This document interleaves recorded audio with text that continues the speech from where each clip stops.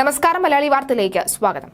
പുൽവാമയിലെ നിഹാമ മേഖലയിൽ പോലീസും സൈന്യവും അടങ്ങുന്ന സുരക്ഷാ സേനയും ഭീകരരും തമ്മിൽ ഏറ്റുമുട്ടൽ. തെക്കൻ കശ്മീരിലെ നിഹാമ മേഖലയിൽ ഭീകരരുടെ സാന്നിധ്യമുണ്ട് എന്ന വ്യക്തമായ വിവരം ലഭിച്ചതിനെ തുടർന്നാണ് സൈന്യവും പോലീസും ചേർന്ന് തിരച്ചിൽ ആരംഭിച്ചത്.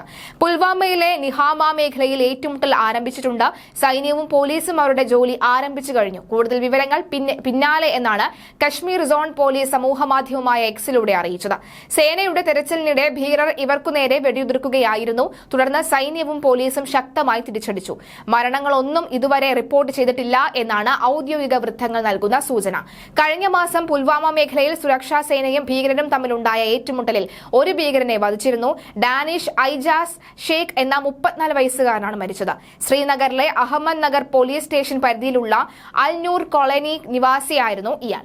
ജമ്മു കാശ്മീരിലെ കുൽഗാം ജില്ലയിലും മുൻപ് ഏറ്റുമുട്ടലിൽ 3 ഭീകരരെ സുരക്ഷാ സേന വധിച്ചിരുന്നു. റെഡ്വാനി പയ്യൻ മേഖലയിലായിരുന്നു അന്ന് ഏറ്റുമുട്ടൽ നടന്നത്. കൊല്ലപ്പെട്ടവരിൽ ഒരാൾ കൊടും ഭീകരർ ലഷ്കർ-ഇ-തോയ്ബ കമാൻഡർ ബാസിദ് അഹമ്മദ് ദാർ ആയിരുന്നു.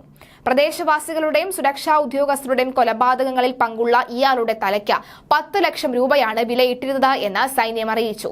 മോമിൻ ഗുൽസാർ, ഫാഹിം അഹമ്മദ് ബാബ എന്നിവരാണ് കൊല്ലപ്പെട്ട മറ്റ് ഭീകരർ. ദാറിന്റെ മരണം സൈന്യത്തിന് വലിയ നേട്ടമാണെന്നും ഏകദേശം 18 കൊലപാതകങ്ങളിൽ പങ്കുള്ള ഭീകരനാണ് ഇയാളെന്നും Kashmir inspector general of police VK ബിന്ദി മാധ്യമങ്ങളോട് വ്യക്തമാക്കിയിരുന്നു.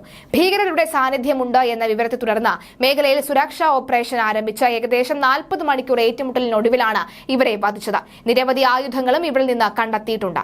മെയ് 4-ന് പൂഞ്ച് ജില്ലയിൽ വ്യോമസേനാ ഉദ്യോഗസ്ഥർ വീരമൃത്യു വരിക്കുകയും 4 പേർക്ക് പരിക്കേൽക്കുകയും ചെയ്ത സംഭവമാണ് ഉണ്ടായിരുന്നത്. തുടർന്ന് പ്രദേശത്ത് വലിയ ഓപ്പറേഷനാണ് നടന്നത്. പ്രദേശത്തെ തെരഞ്ഞെടുപ്പ് കൂടി അടുത്തിരിക്കെ വൻ സുരക്ഷ ഏർപ്പെടുത്തിയിരുന്നു. ഇതിനിടയിലാണ് ഏറ്റുമുട്ടൽ നടന്നത്.